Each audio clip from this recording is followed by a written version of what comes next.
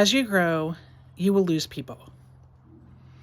And while that can feel sad, it also brings relief, and you realize that they weren't supposed to be there in the first place.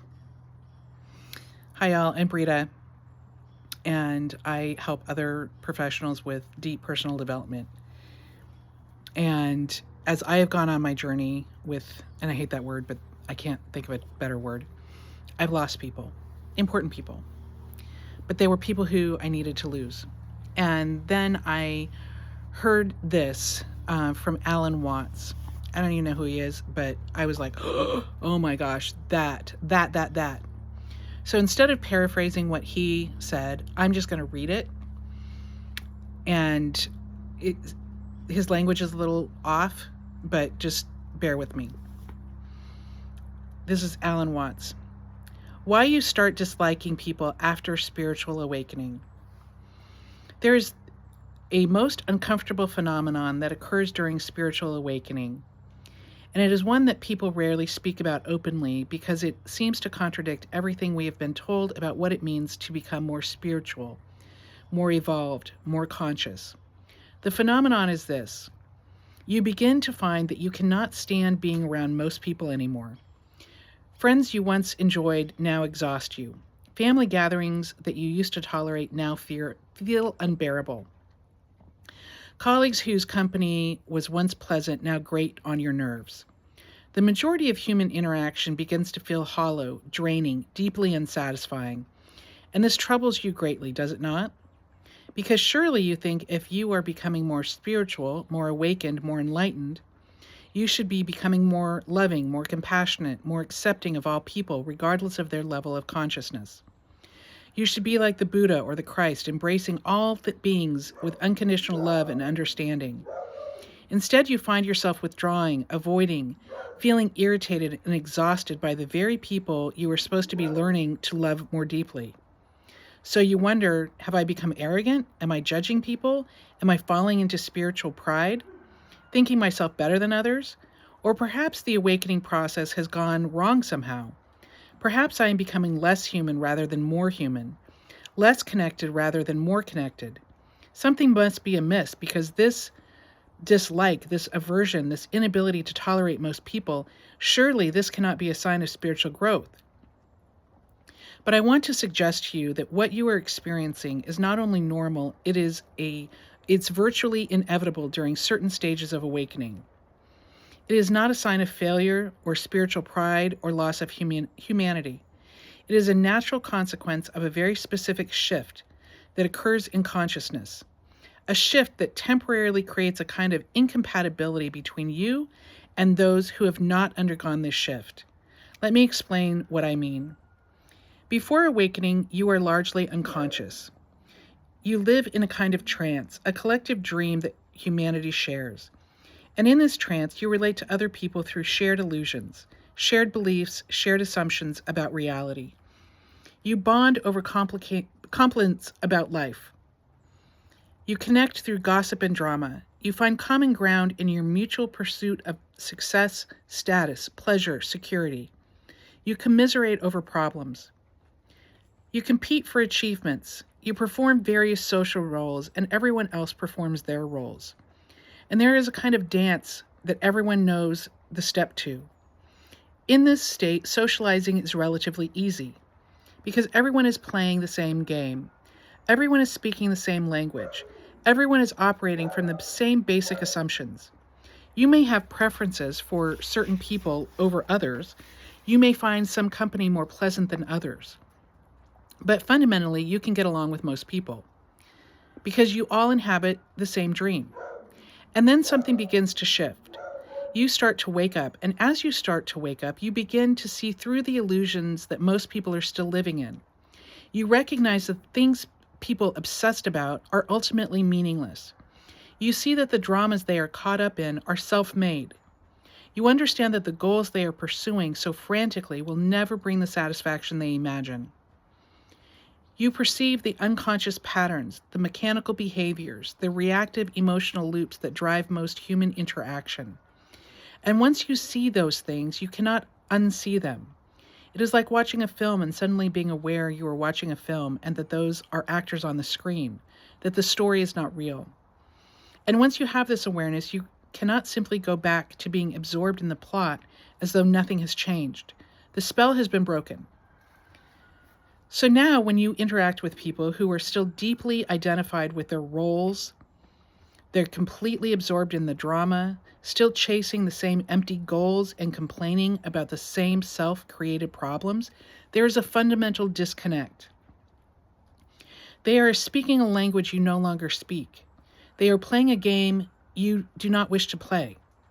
They are asking you to participate in a shared reality that you have seen through and can no longer pretend to believe in. And this creates a kind of exhaustion, a feeling of falseness, of strain. You are being asked to meet people in a place you no longer reside. You are expected to care about things you have recognized as ultimately unimportant. You are supposed to participate in conversations that feel utterly empty, to pretend interest in dramas that you see as clearly self-inflicted, to support pursuits that you know will lead nowhere. Moreover, most people are operating at a very low level of presence and a very high level of mental noise. They are not actually there,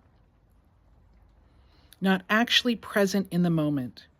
They are lost in thought and worry, in planning, in regret, in fantasy. And when you interact with someone who is lost in thought, there is no real meeting, no genuine contact. You are speaking to their mental construct of themselves, to the idea of who they are, not to their actual being. And this too becomes exhausting because you have tasted genuine presence, genuine contact, genuine meeting between beings who are actually there. And once you have tasted it, the alternative seems deeply unsatisfying. It is like having eaten real food and then being offered plastic replicas of food. You can see they resemble food, but you cannot actually eat them. You cannot actually be nourished by them. There is also a matter of energy. Before awakening, you were likely giving your energy away constantly without realizing it. That is so true. You allowed yourself to be drawn into other people's dramas, to take on their emotional states, to be affected by their moods and opinions and judgments. You were permeable, in ways that allowed people to drain you, to pull you into their patterns, to use you as a receptacle for their unconsciousness. But as you awaken, you become more sensitive to energy. Oh my gosh, that is so true. That is so true. You become so sensitive to energy. I look back and go, oh my gosh, I can't believe I lived in that situation with the energy that was around. And now I'm so sensitive to energy. More aware of the dynamics. You can feel when someone is trying to draw you into drama. It doesn't mean you don't always go, but you're a lot more aware of it. You can sense when someone is attempting to offload their emotional state onto you. You can perceive when interaction is actually a form of energy vampirism, when one person is feeding off the attention and reaction of another. And once you become aware of those dynamics, you naturally begin to protect your energy. Again, absolutely true. To maintain boundaries, to refuse to participate in these draining exchanges. But that means that many interactions that were once possible are no longer tolerable. This is really important. The people who were unconsciously using you as a source of energy, as an audience for their drama, as a mirror for their ego, these people now feel uncomfortable, draining, even toxic to be around. Let me be clear about something. This is not the same as judging people or thinking yourself superior to them. You may have tremendous compassion for people who are suffering in unconsciousness. You may wish them well. Hope that they find their way to greater awareness and freedom. But compassion does not require you to sacrifice your own well-being, to allow yourself to be drained, to participate in unconsciousness simply because others are still caught in it. This is so hard, especially when it's people you love. This is so hard. It's heartbreaking. You staying is not helping them. And I'm not saying you have to go no contact, but you staying in their orbit is not helping them. There is another aspect of this phenomenon. When you begin to awaken, you also begin to see your own unconsciousness, your own patterns, your own ego structures with greater clarity. Yeah, you do, and some of your past stuff is embarrassing. And this can make you intolerant not only of unconsciousness in others, but of any remaining unconsciousness in yourself. You become quite harsh with yourself when you notice yourself falling back into old patterns, acting from ego, getting caught in mental drama. And this harshness towards yourself can sometimes be projected outward, so you can become harsh and intolerant towards others who are displaying the very patterns you are struggling with in yourself. Yeah, I've been guilty. This is important to recognize because it is one form of this dislike of people that is actually problematic. That does stem from judgment and spiritual pride rather than from genuine incompatibility. Every time you start feeling icky again, ugly again, slimed again, what's going on? Every time you participate in the drama again, and it is easy to get sucked in, especially with certain people. It's an opportunity for you to go, okay, what's going on here? Oh, I thought that was healed up. There's still some schmutz there for you to go in and heal without being an asshole to yourself. Okay? When you find yourself feeling superior to others, contemptuous of their unconsciousness, annoyed by their spiritual immaturity, there's likely some shadow work to be done. There's no likely about it. You got some work to do. Ask me how I know. That you are avoiding your own unconsciousness by focusing on the unconsciousness of others. But even accounting for this shadow dynamic, there remains a legitimate incompatibility that develops between those who are awakening and those who are deeply asleep.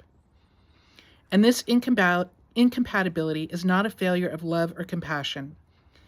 It is simply a recognition that genuine connection, genuine relationships require a certain level of mutual presence, mutual awareness, mutual willingness to meet in reality rather than in a shared illusion.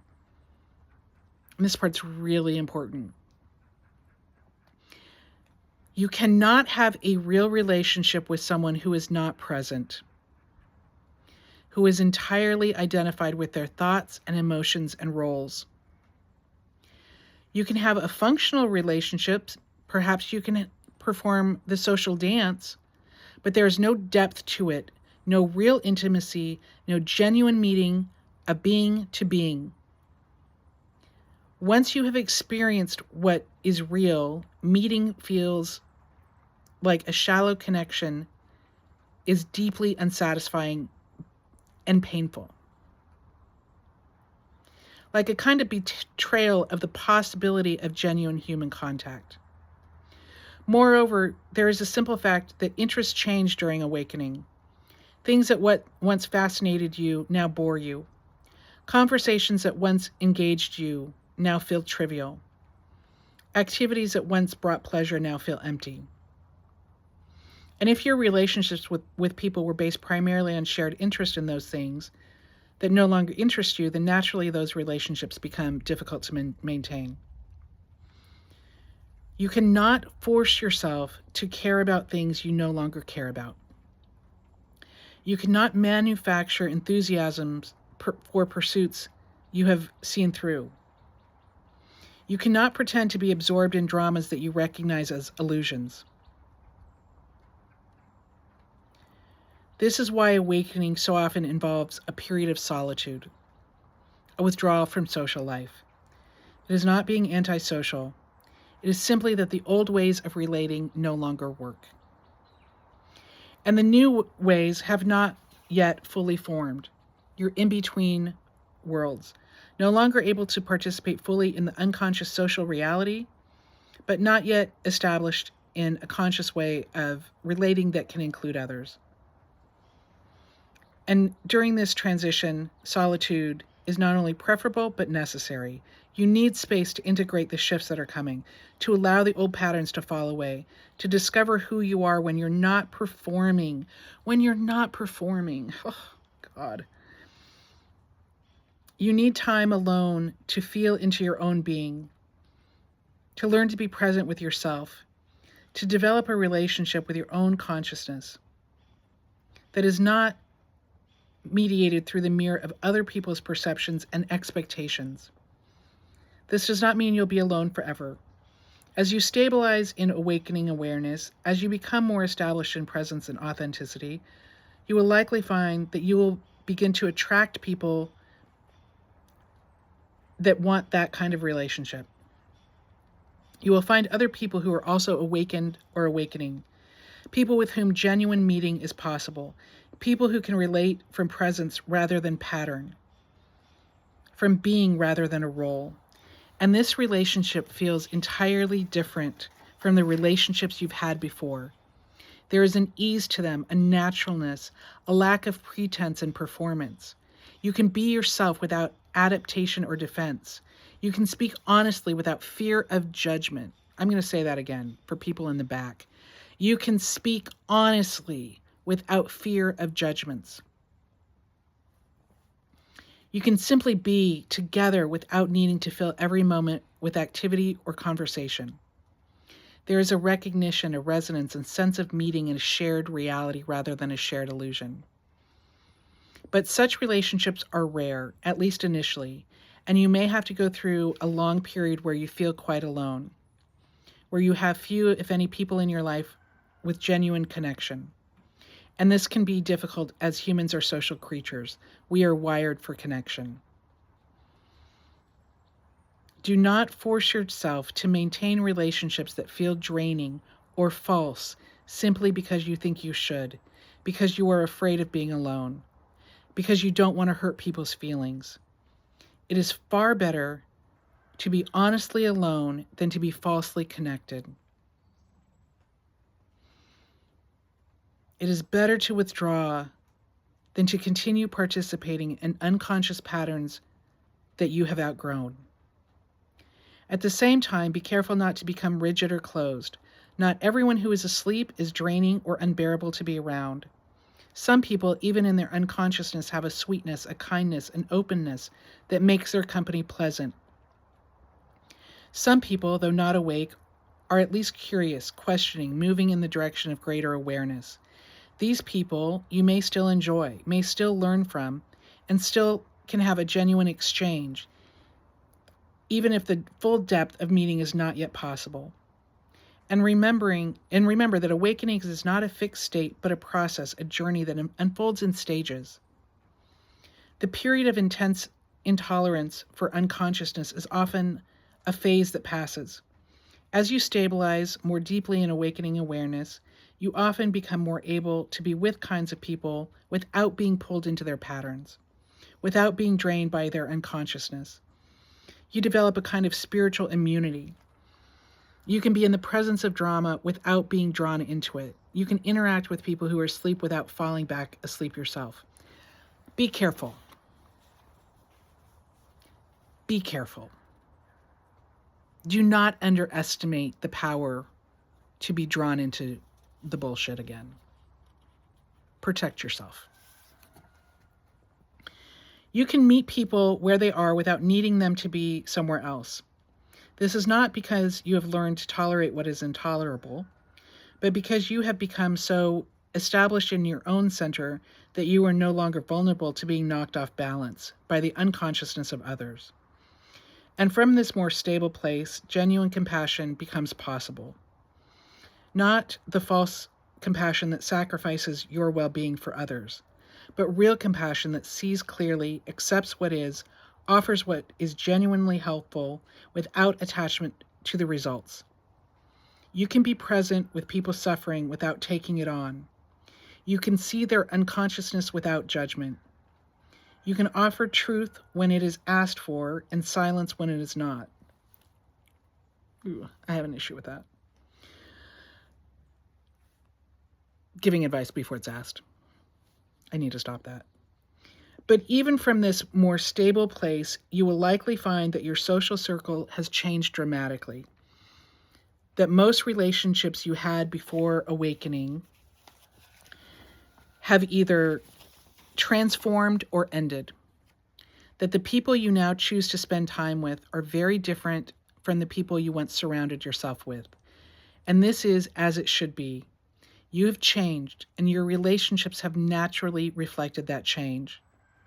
So if you are in that uncomfortable phase where you find yourself disliking people, withdrawing from social contact, feeling irritated or exhausted by interactions that once seemed normal, do not make yourself wrong. Understand that this is a natural part of the process, a temporary incompatibility that arises as you shift from one mode of consciousness to another. Give yourself permission to withdraw, to be alone, to protect your energy and your peace. And trust that as you continue to awaken it, as you stabilize in presence and authenticity, the right relationships will emerge. Connections that are based not on a shared illusion, but on shared reality.